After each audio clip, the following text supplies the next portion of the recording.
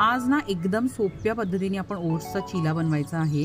तर एका बोलमध्ये ओट्स घेतलेले ते एक वाटीभर थोडं थोडं पाणी टाकून आहे ना ओट्स आपल्याला भिजवून घ्यायचे आहेत। अगदी जास्ती पाणी घालायचं नाही। त्यानंतर यावरती झाकण ठेवायचं, 15 ते 20 मिनिटांसाठी बाजूला ठेवून द्यायचं।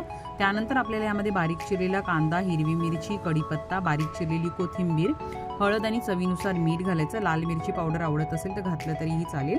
आता ह्याची कन्सिस्टन्सी ॲडजस्ट करण्यासाठी मी थोडासा पाण्याचा वापर करणार आहे। तर थोडं पाणी घालून घेऊया, परत एकदा व्यवस्थित एकजीव करून घ्यायचं आहे। ओट्सचं चिल्याचं बॅटर रेडी झालेलं आहे। आता पॅनवरती तूप घालते, आपल्याला तेल आवडत असेल घातलं तरी चालेल। आता मिश्रण घालून घ्यायचं आणि चिला आपल्याला पॅनवरती पसरवून घ्यायचा आहे। मध्यम आचेवरती दोन्ही बाजूला आपल्याला खरपूस असा भाजून घ्यायचा आहे, सोनेरी रंग येईपर्यंत। त्यानंतर मी ह्यावरती ना पनीर किसून घातलेलं आहे, मीठ, लाल मिरची पावडर आणि काळी मिरी पूड घालायची आणि मस्त चिला भाजायचा आणि खायचा।